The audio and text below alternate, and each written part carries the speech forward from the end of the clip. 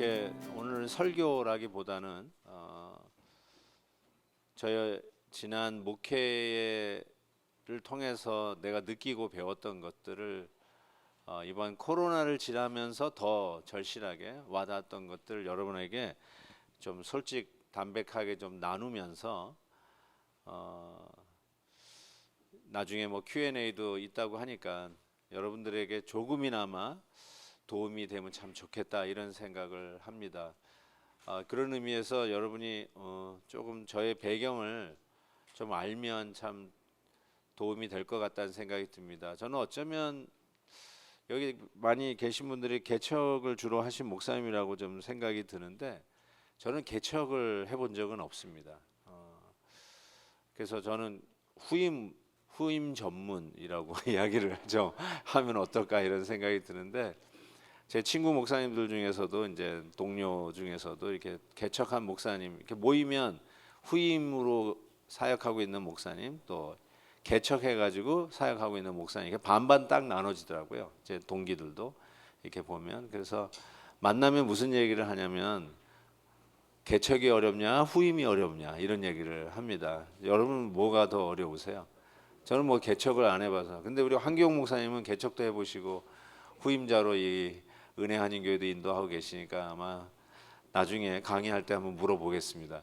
어느 게 더 힘들까 이런 생각도 좀 해보고 제 선배 목사님인데 그분이 이제 한 30, 20 몇 년 이제 선교사로 있다가 제 모교에 이제 담임 목사로 청빙 받아가지고 가신 목사님이 계세요.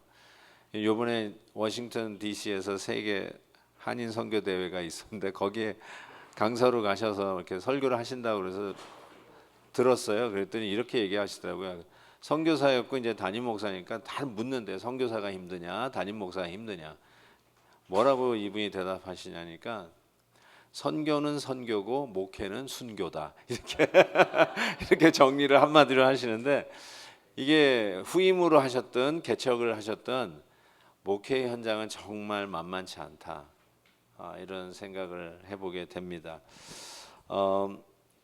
저는 고등학교까지 한국에서 잘 교육을 받고 부모님 따라 이민 온 이민자의 자녀입니다.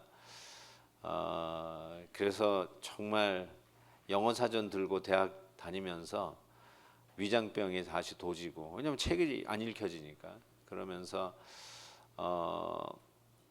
뭐라 그럴까요? 내가 왜 영어 공부를 안 했나? 이걸 한탄하면서 대학 공부를 하고 근데 원래 중학교 때 헌신을 했기 때문에 저는 신학교 가야 된다라고 하는 그거는 이제 분명했기 때문에 어떻게든지 대학을 졸업해야 또 신학교를 갈 수 있으니까 대학을 졸업하고는 이제 신학교에 들어갔습니다. 그런 과정 속에서 조금 그 소위 그 언어의 장벽을 조금 허물고 신학교에 가서는 좀 강의가 좀 들리는 이런 유익도 있었습니다. 근데 저는 목회의 길을 간다라고 했지만 목회자의 사명이 제가 은혜를 받고 하나님을 위해서 살겠다라고 하는 헌신을 했는데 하나님을 위해서 살겠다고 하는 게 뭔지를 잘 몰랐어요. 그게 뭐지? 그래서 보니까 목사가 되는 게 하나님을 위해서 사는 거다 이렇게 생각하고는 그냥 목사 되겠습니다라고 헌신을 하고 외길을 달려온 것이죠. 목사의 어떤 하기에 적임자이냐, 적성이 맞느냐, 뭐 은사가 맞느냐, 뭐 이런 거 생각 없이 그냥 나는 하나님을 위해 살겠습니다. 그 방법이 뭐냐? 그때 선교사라는 이름도 잘 못 들었을 때요. 그러니까 그러면 나는 목사 되겠다. 저를 가르쳐 주시는 목사님들 보니까 저렇게 섬기는 거구나. 난 주님을 위해 살겠다. 이런 생각을 좀 해봤는데 저는 일단 제 성격 테스트 이런 거를 해보면 굉장히 좀 소심하고 그다음에 부끄러움을 잘 타고 특별히 사람들 앞에 서서 뭐 이렇게 발표하는 것은 다리가 후들후들 떨려서 할 수 없는 그런 성격이었어요. 지금은 안 떨어요. 지금은 안 떠는데 제가 그랬다니까요. 진짜 여러분 제가 설교하고 목회하는 거를 제일 신기하게 생각하는 사람이 우리 부모님입니다. 제가 그럴 애가 아닌데 항상 뒤로 빠지는 애인데 제 아버님은 성악을 전공하셔가지고 이게 무대에서 이렇게 와 이러는 분이거든요. 근데 제가 장남인데 이 첫째 아들은요, 여 나오는 거를 이게 끌고 나와야 이게 나올 수가 없는 이런 성격이었어요. 학창 시절부터. 그런데 그런 사람이 제가 지금 여기 서 있잖아요. 그리고 저는 다른 일도 해본 적이 없습니다. 신학교 끝나자마자 바로 목회에 뛰어들었고 지금까지 딴 길을 가본 적이 없어요. 그러니까 우리 성도님들의 입장에서 생각해 볼 때는 우리가 하는 일을 모르는 목사예요.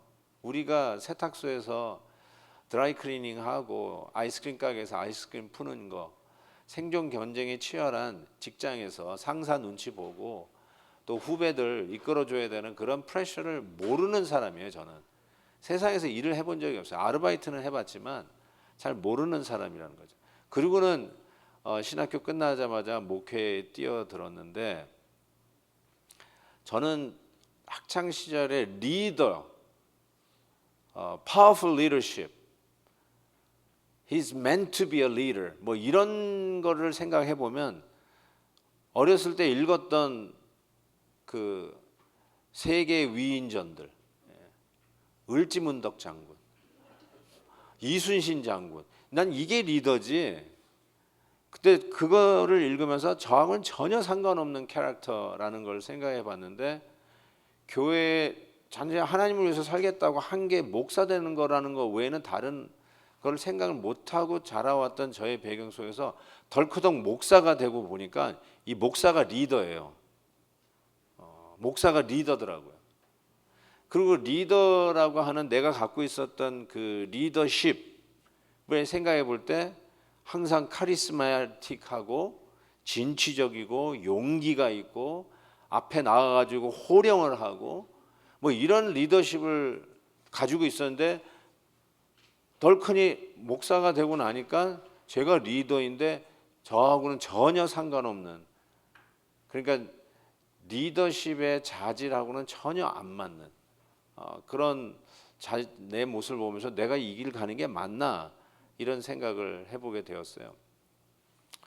제가 대학교 다닐 때 이제 제가 룸메이트가 3사람이 있었어요. 그러면서 막 얘기하는데 뭐 어떻게 얘기하니까 꿈 얘기를 하다가 나는 패스터가 될 거라고.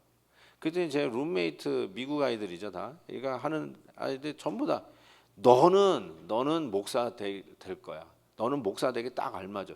다 이렇게 컨펌을 해주는 거예요. 그래서 왜 그렇게 생각하냐 이렇게 물어봤더니 뭐라고 그러는지 아냐? 너는 착하니까. 그래서 목사는 착한 사람이 되는 것이 목사인 줄 알았어요. 목사는 리더십이 있어야 되니까. 앞에서 이렇게 쫙 사람들 끌고 갈 수 있는 그런 카리스마가 있어야 돼. 이런 거 얘기 안 하고 넌 착하니까 너 목사 될 거야. 그래서 나는 목사는 착한 사람이 되는 줄 알았어요. 저 진짜 착합니다.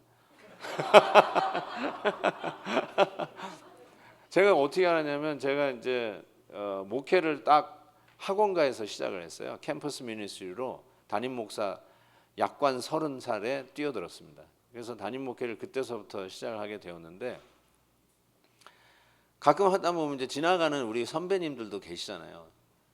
뭐 동료들은 목회하는 사람이 없었고 담임 목회하는 사람 더더군다나 없었고, 그러니까 이제 선배 목사님들 이렇게 해서 이렇게 특별 강의 좀 해달라 뭐 이렇게 부탁을 하면 와서 이렇게 예의상 이렇게 초청해준 담임 목사님에 대해서 이야기를 하잖아요. 내가 이 담임 목사님 참 괜찮은 사람이다 한마디 해줘야 되는 거 아니에요.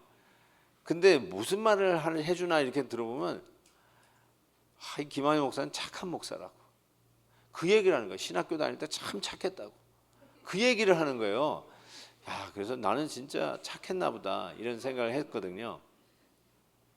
근데 결론을 얘기하면 목사는 착한 사람이 하는 게 아니에요. 못된 사람들이 하는 건 더더군다나 아니에요. 제가 그래서 그 책을 하나 썼어요. 성령의 그 전신갑주를 입어라. 그거를 강해를 하면서 그때 제가 책 제목을 뭘로 쓸까 하다가 강한 교회 강한 성도 이런 타이틀을 썼는데, 물론 책은 안 팔리고 아직도 초판에서 머물고 있는 책이 있습니다. 그때 제가 가진 게 뭐냐면 제가 후배들에게도 하는 말이에요. 착한 목사 하지 마라. 착한 목사 되지 말고 강한 목사 되라. 제가 그게 이제 제가 이제 후배들에게 할 수 있는 말이에요. 착한 목사 되지 말라는 말이 못된 목사 되고 나쁜 목사 되라는 뜻이 아니라 하나님의 뜻에 사로잡혀 그 뜻을 끝까지 목숨 걸고 가는 강한 목사 되라. 그거죠. 제가 이번에 아까 제가 서론적으로 얘기한 것대로 저는 적성상 목사하는 하기가 안 맞다고 생각했어요. 제가 아까 얘기했던 그 리더십이라고 할 때 가지고 있었던 저의 리더십의 그런 자격, 퀄리티 생각해 볼 때 나는 아니다.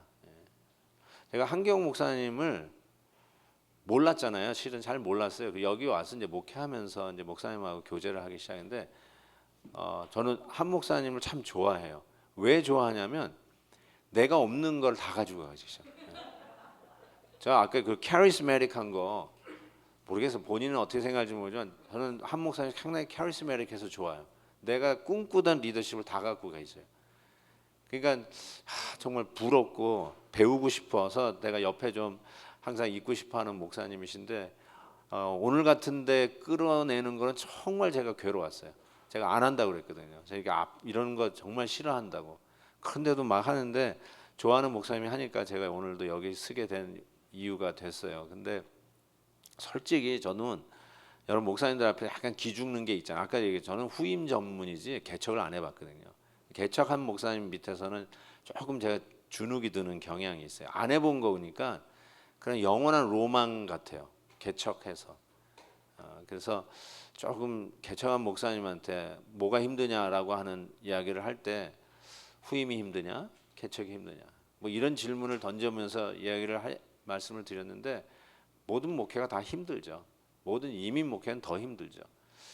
또 후임 목사는 후임 목사대로의 한이 있어요.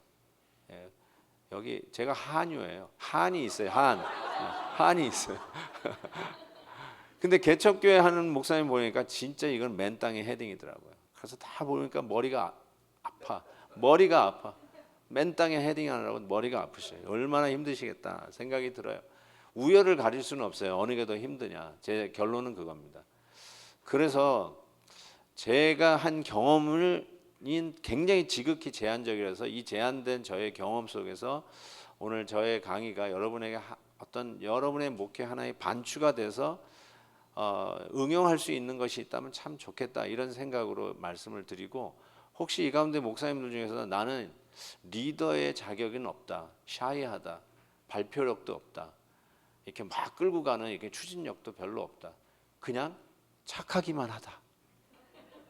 그런 분이 혹 앉아 계시면 be encouraged. 용기를 내십시오. 제가 그런 사람입니다. 그러면 어떻게 여기까지 제가 목회 제가 이제 31년, 32년째 담임 목회만 32년째 하고 있으니까 참 여러 가지를 나름대로 겪고 지금은 이제는 제가 정리를 하고 랩업을 하고 제 목회의 어떤 사역들을 정리하는 순간입니다. 그래서 제가 이 늦가기로 제가 다니던 모교 학교에 제가 디민에 들어갔어요. 디민에 들어가서 공부를 한다기보다는 제 지난 30년의 목회를 좀 정리를 해볼 필요가 있다.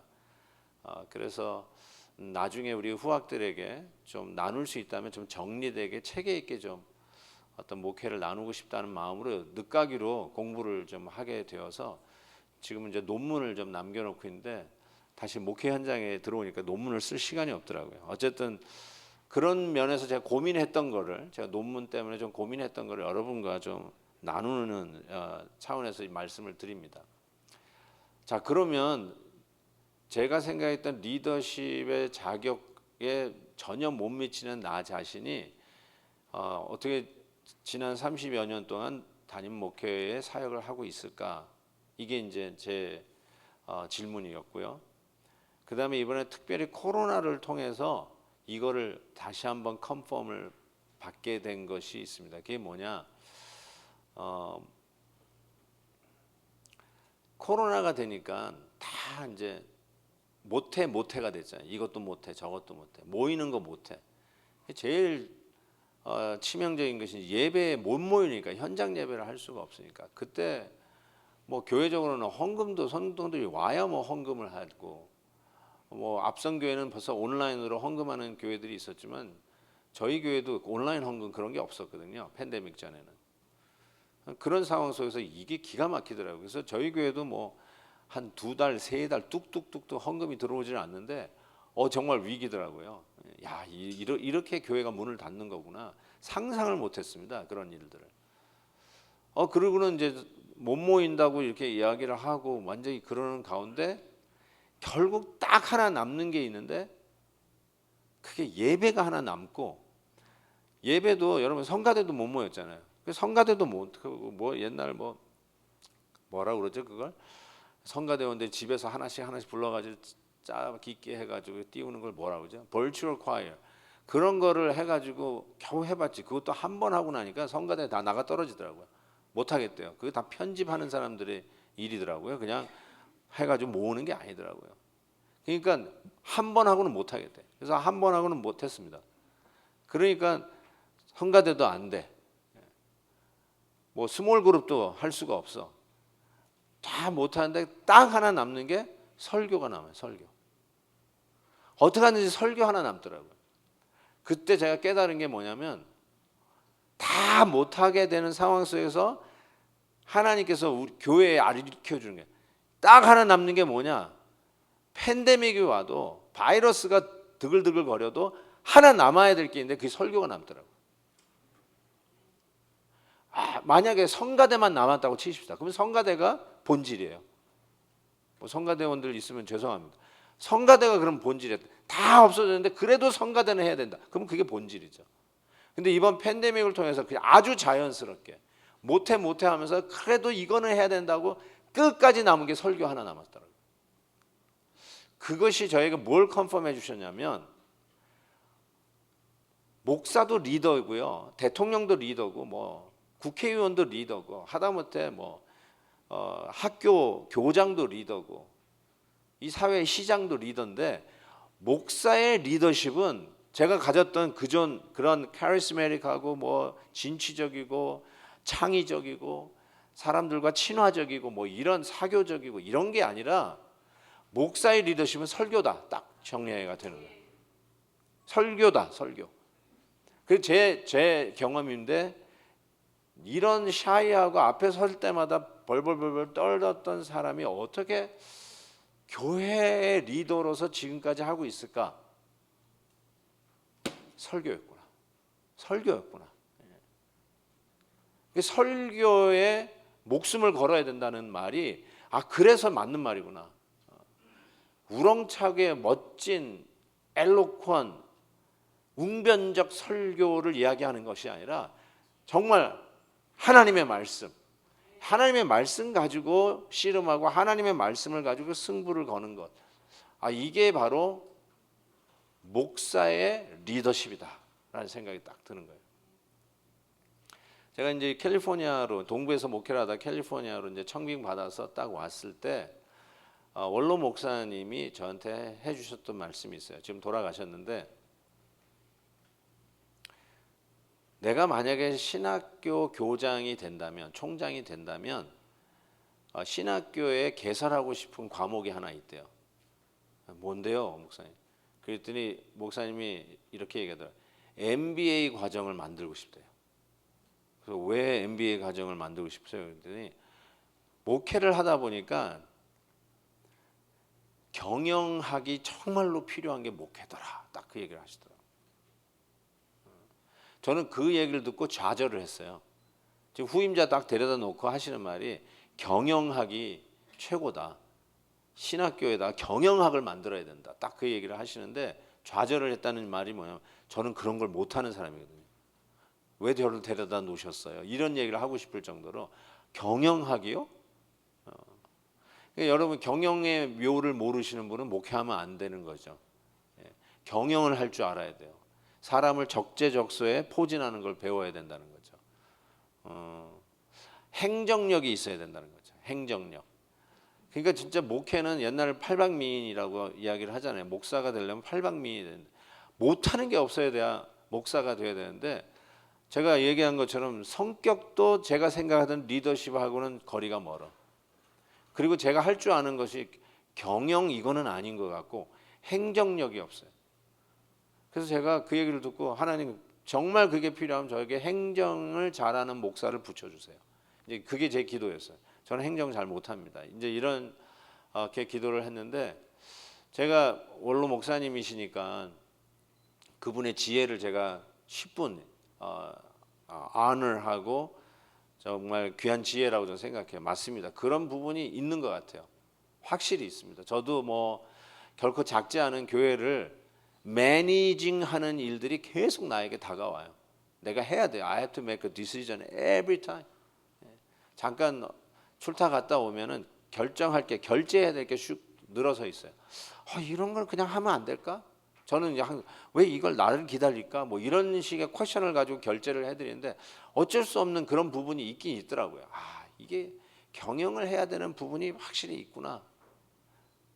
그런데 그래서 경영학도 배워야 되고 운영의 묘도 알아야 되고 행정력도 키워야 되고 분명히 그런 게 있어서 그것도 기웃거리고 그것도 배워야 된다고 생각했는데 팬데믹이 말이죠. 칼같이 그걸 딱 끊어낸 것 같아요.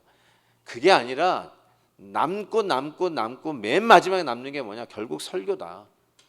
그 목사의 리더십은 설교다. 목사의 리더십은 강단이다. 제가 이 결론을 이번 팬데믹 때 정말 흔들림 없이 다시 한번 확인하게 되었습니다. 그래서 설교에 대한 이야기는 여러분 뭐 나름대로 배우셨고 어떤 설교를 해야 되는지 하나님의 말씀을 어떻게 전해야 되는지 이런 부분에 대해서는 여러분께서 다 배우셨다고 생각하고 그래서 다시 한번 이 강단을 지킨다는 의미에서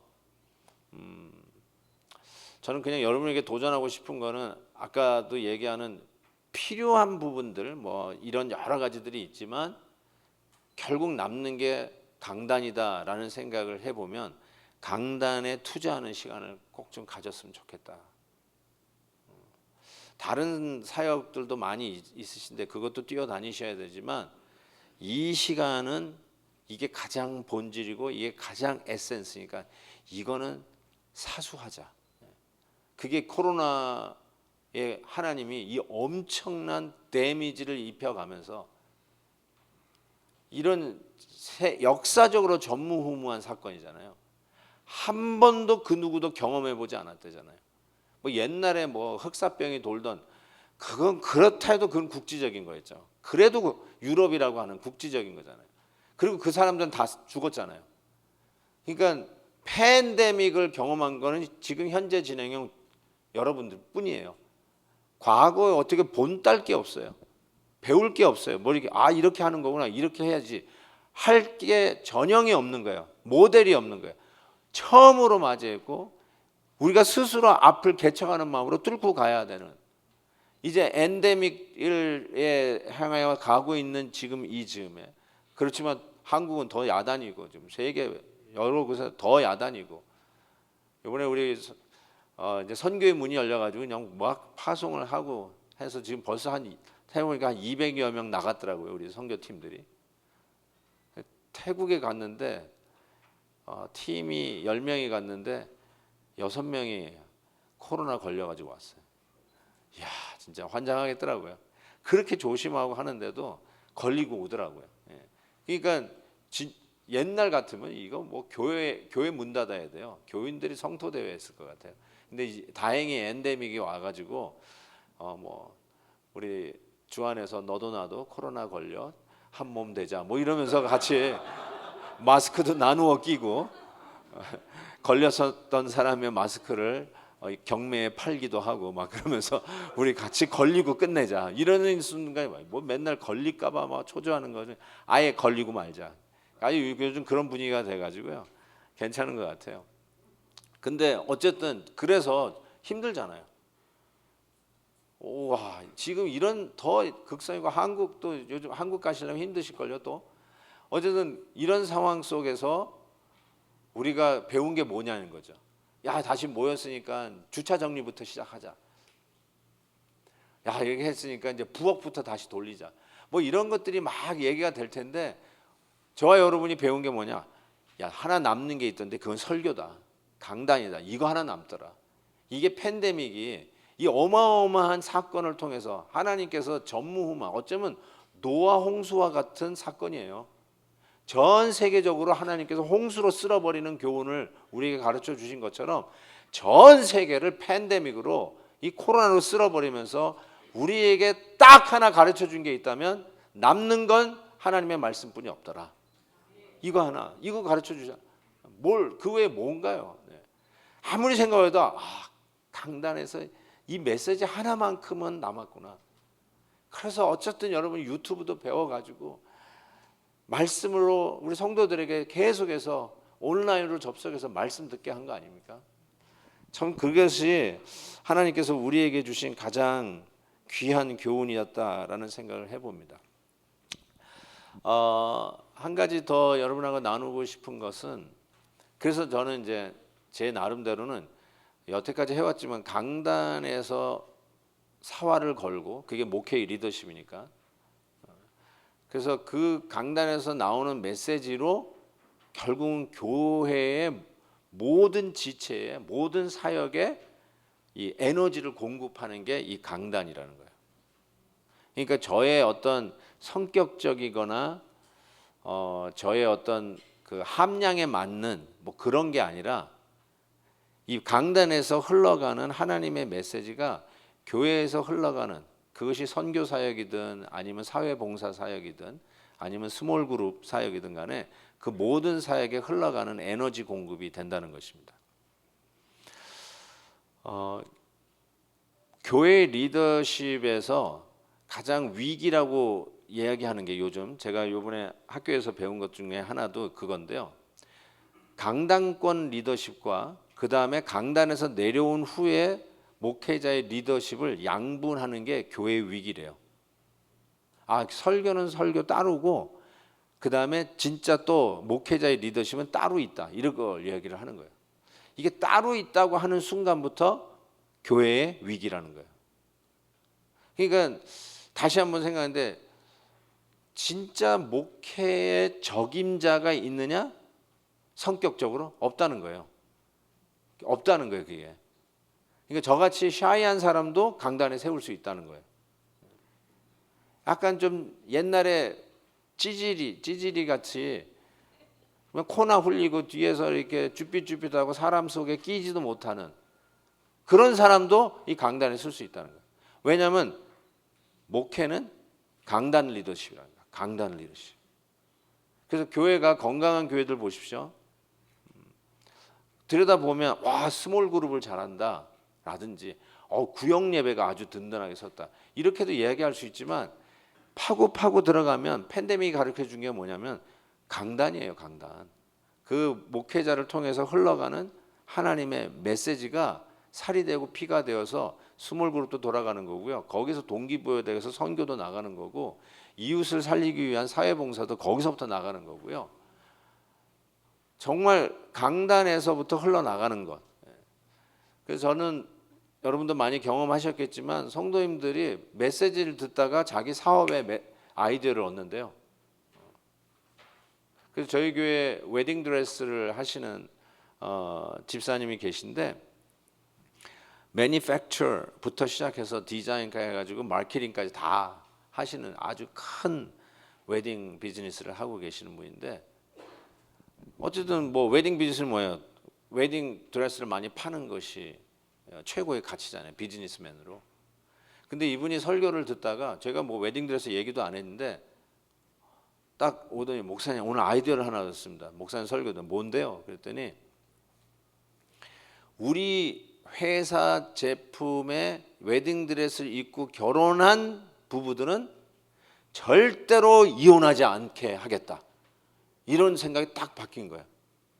그래서 이 비즈니스 통해서 얻어지는 이윤을 가정을 회복하는 일에 투자하겠습니다, 딱 그러는 거예요. 너무너무 갸륵하지 않아요? 그래가지고 Celebrate Forever라고 하는 그 non-profit organization을 만들었어요. 그래서 이 웨딩 비즈니스에서 나오는 이윤을 여기다 투자해서 그 커스터머 뭐라 그러죠? 그 애프터 서비스를 하는 거예요. 그래서 결혼한 웨딩드레스 산 고객들이 있을 거 아니에요. 그 사람들에게 하는데 제일 먼저 우리가 결혼하고 나서 결혼 기념일 제일 먼저 하는 게 몇 년째죠? 그렇죠.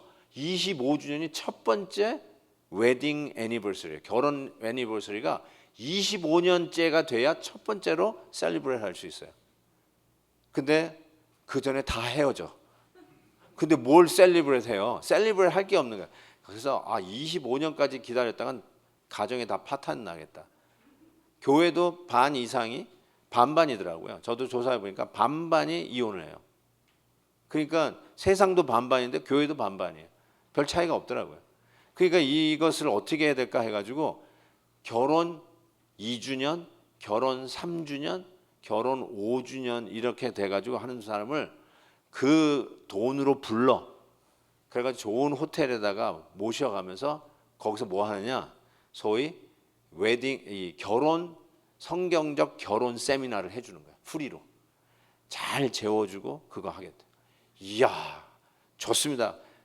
그래가지고 제가 초대 이사장이 돼가지고 그러니까 제가 이런 이야기를 하나 얘기했는데 이런 이야기들이 굉장히 많아요. 듣다가 말씀에서 이런 게 나가는 거예요. 저도 어떻게 나갈지 몰라요. 그래서 막 비즈니스가 탄생되고 우리가 아는 우리 교회 아는 또 장로님은 소설가예요. 제 설교만 듣면 소설 한 편이 나오는데 야 정말 그거 내가 좀 받아야 돼. 어쨌든 하면은 말씀을 듣다가 아이디어 나오면 그거 소재로 해서 소설 한 권이 나오네. 와 참 어떻게 이런 분이 이런 게 있죠.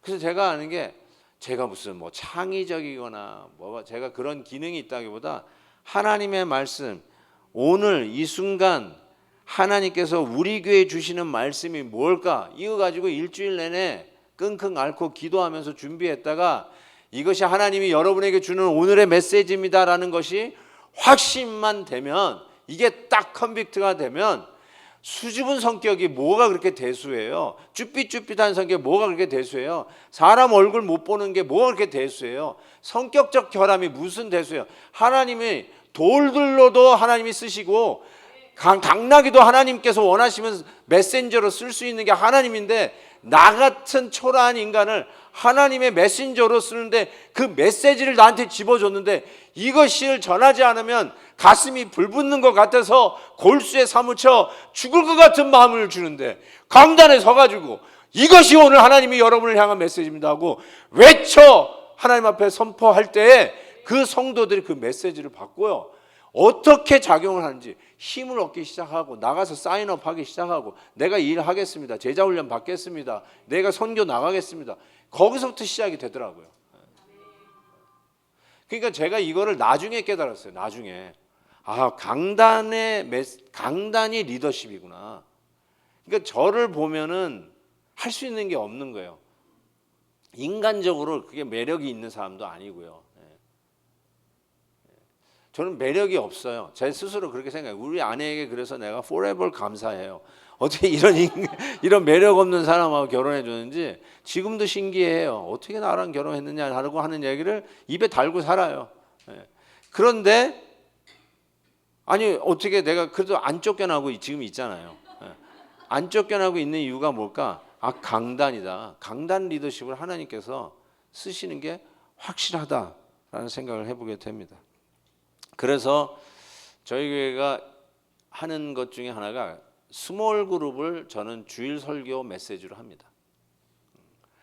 다른 교재로도 한번 해봤는데요. 그러니까 제가 이제 베델교회에 왔더니 교재가 따로 있었어요. 그러면서 그 교재 뭐 10주짜리 뭐 20주짜리 이런 거를 사서 스몰 그룹 리더들에게 쫙 나눠져 가지고 그걸로 소위 구역 예배를 하는 것이죠. 그러니까 그 교재가 끝나면 또 다음 교재 그러면서 다음 교재를 또 저보고 찾아달라고 뭐 이런 식으로 오더라고. 이건 아닌 것 같은데. 그래서 주일 설교를 저는 스몰 그룹에서 사용을 했으면 좋겠다. 그래서 설교 이 주보에 설교 들을 때 메모할 수 있는 Q&A 이 퀘션들을 한 5개, 6개를 적어가지고 이렇게 나옵니다. 그러면 성도님들이 이제 스몰 그룹을 하기 위해서 설교를 열심히 들으셔야 되고, 듣지 못하신 분들은 온라인에 들어가 가지고 교회 홈페이지 들어가서 녹화된 거라도 다시 들어야 스몰 그룹을 참여할 수 있게끔. 그래서 저는 이제 스몰 그룹을 정말 애초부터 하기 시작했는데, 이 강단에서 외쳐지는 말씀의 능력이 스몰 그룹에 갔더니 그 메시지 가지고 나누면서 받은 은혜들을 나누기 시작하잖아요. 근데 내가 받은 거는 하나인데 스몰 그룹에 가면은 10사람이 나누면 그게 10배로 늘어나는 거죠. 그러면서 이게 굉장한 어떤 스몰 그룹의 그 활력이 된다라는 생각을 하고, 제가 지금까지도 뭐 꿋꿋하게 그냥 주일 설교로 스몰 그룹 한다. 왜냐하면 제가 아까 가진 그 철학, 그리고 이번 코로나 때 하나님께서 확실하게 컨펌해 주신 것, 목회의 리더는, 리더십은 강단이다. 그리고 모든 사역은 그 강단에서 흘러간다. 이 일 때문에 저는 소그룹도 주일 강단 설교 메시지로 우리 성도들과 함께 나누게 됩니다. 여기까지만 얘기를 좀 하면 좋을 것 같아요. 좀 디테일로 들어가시면 그거는 확실히 Q&A로 한번 여러분께서 궁금하시면 그 부분에 대해서 좀 나누어 주시면 참 좋겠다라는 생각을 하고, 거기에 대해서 제가 좀 답을 좀 해드리면 좋겠다는 생각이 듭니다. 한 가지 또 언제까지 해죠? 제 시간이 조금 더 한 5분만 더 해도 될까요? 5분만 더 할게요. 10분 더 해도 돼요? 오케이. 이민 목회, 저는 이민 목회자잖아요. 이민 목회자고, 실은 저도 개인적으로는 이제 한국에서 이제 목회를 할 수 있는 기회가 있었어요. 그때 정말 금식하면서 하나님 앞에 엎드리면서 내가 한국에 들어가야 되나 아니면 여기 있어야 되나 하는데, 결론은 하나님께서 너는 이민 목회에 불렀다. 딱 그거를 응답해 주셨어요. 그래서 이제 흔들림이 없이 나는 이민 목회자다. 나는 이민교회를 섬기겠다. 딱 그렇게 했는데, 이민교회가 한국교회, 한국에 있는 우리 한국교회와 이런 미주에 있는 우리 이민교회의 차이점이 뭘까? 이렇게 생각해 볼 때 여러분도 딱 떠오르듯이 언어입니다. 랭귀지. 그래서 이민교회는 반드시 다음 세대가 있어야 되고, 다음 세대 2세 사역이 있어야 되고, 소위 EM이 있어야 되죠. EM. 그런 의미에서 이제 이민 목회를 하시는 여러분들에게 생각해 볼 때 항상 이민 목회, 이 2세 교회를 2세 사역을 어떻게 해야 되는가, 다음 세대 사역을 어떻게, 이게 아마 큰 숙제로 남아 있어야 될 것 같습니다. 이거를 풀지 못하면 어쩌면 자꾸 한국에 가서 내가 목회하면 이렇게 어렵지 않을 텐데, 아마 그 생각들을 많이 하시지 않을까, 이런 생각도 해보게 됩니다. 그래서 어떻게든지 간에 이민 목회는 다음 세대를 향한 목회가, 그게 사이즈에 상관없어요. 뭐 어느 정도 사이즈가 돼야 EM을 한다, I don't think so. 그런 건 아니고요. 뭐 큰 교회만 EM이 존재한다, I don't think so. 이민 목회 자체가 그렇게 형성돼요. 왜냐하면 아이들이 영어를 하잖아요. 아이들이 영어를 하니까 그냥 자동적으로 EM이 되는 거죠. 어떻게 보면. 그래서 제일 중요한 요소 중에 하나가 역시 EM이다. 우리 이민자에게서는 다른 지역에서 목회하는 것만큼, 저기 모교에서 한국에서 목회하는 것 그만큼 이민교회의 어떤 특수성이 있다면은 바로 이 다음 세대에 대한 목회다, 이런 생각을 합니다. 그래서 제가 그 학원 사역, 캠퍼스 사역에 뛰어들 때, 실은 제가 지금 만으로 61입니다. 만으로 61인데 제가 30살에 이 캠퍼스 사역에 뛰어들었을 때 소위 이중 언어 하는 목회자가 손으로 꼽았어요. 뭐 남가주 포함해서 동부까지 이게 손으로 꼽았는데, 저는 뭐 소위 고등학교까지 하고 나왔으니까 1세죠. 1세인데 그때 이해 아니면 잇몸으로 하던 사역이잖아요. 그러니까 제가 사전 보면서 대학 공부를 했던 그것이 어쨌든 저에게 훈련이 되었고, 또 신학교에서 그래도 이제 귀가 열리면서 강의를 들으면서 어쨌든 영어를 학교에서 배우다 보니까 아쉬운 대로 너 유스그룹 해라, 전도사 할 때도 유년부 해라, 영어로 설교해야 되잖아요. 그러니까 그것이 익숙해져 가지고 어쨌든 영작을 해가면서 설교를 하기 시작한 것이 저에게는 큰 유익이 됐어요. 그래서 이제 30살에 딱 뛰어들어가니까 캠퍼스 사역은 딱 두 가지잖아요. 유학원 유학생 사역하고, 그리고 대학교 언더 과정에 와 있는 우리 2세들 EM 사역, 이 두 가지 사역을 하게 된 것이죠. 그러면서 뭐 솔직히 다른 한인교회가 없는 캠퍼스에 딱 뛰어들었으니까 뭐 쉽게 얘기해서 옆에 있는 교회하고 선의의 경쟁하는 경쟁자도 없었고요. One and only church 딱 있어가지고 EM 교회, KM 교회 딱 이렇게 해서 사역을 하기 시작했는데, 와 진짜 KM 설교를 10시간 준비했다면 EM 설교는 15시간 이상 준비를 했어야 겨우 설교 한 편이 나올 정도로. 그래서 또 뭐죠, 이렇게 매뉴얼을 적어가지고 읽어야 되죠. 익숙하지 않으니까. 그래서 수도 없이 프랙티스 그래야 좀 이렇게 아이 컨택도 해가면서 설교를 해야 되고. 그런데 지금 생각해 보니까 야, 제가 그때보다 지금 영어를 내가 더 잘하는 것 같아요. 제가 그 30대 때 뛰어들 때보다 훨씬 잘하는 것 같은데, 그때 우리 2세들이 제 설교를 들어준 거에 대해서 참 고마운 마음을 갖게 되더라고요. 야, 어떻게 그런, 요즘도 이렇게 영어로 이렇게 하면 우리 애들이 제 영어 발음을 교정해 주거든요. 그러니 뭐 30년 전에 그 발음 가지고 설교를 할 때 얼마나 힘들었을까라는 생각이 딱 드는 거예요. 그래도 EM 설교를 제가 설교 원고를 읽는 한이 있어도 그렇게 하기 시작했는데, guess what? 제가 후임 전공이잖아요. 그러니까 청빙이 되는데 항상 거기에 따라 붙는 게 뭐냐면 2세를 이해하는 목사, 이거예요.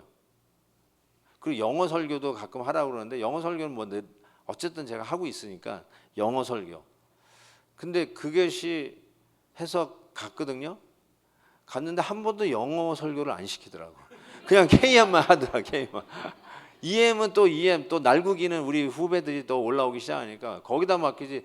담임 목사가 지금 본 예배를, 우리 어른 예배를 인도해야 되는데 EM 가가지고 설교할 시간이 없거든요. 근데 꼭 거기다 따라 붙는 청빙 조건에는 2세를 이해하는 목사, 영어 설교할 줄 아는 목사, 이런 게 따라 붙었다니까요. 그러니까 제가 아까 얘기했죠. 2세 사역하는 사람이 손으로 꼽았던 그 시대에 제가 2세 사역을 했잖아요. 그러니까 항상 그 레주메에 그게 올라가 있으니까 적임자예요. 항상 적임자. 다음 세대 이게 영어 설교 또 해야 되나 그랬더니 시키지를 않아. 예. 캘리포니아 올 때도요 정확했습니다. 제가 아시잖아요. 세리토스 제가 왔을 때 다음 세대를 위한 목사, 영어 설교. 그렇구나. 난가주에 가서 한번 2세 사역 제대로 해보자. 근데 한 번도 시키질 않아. 그냥 KM만 해봤어.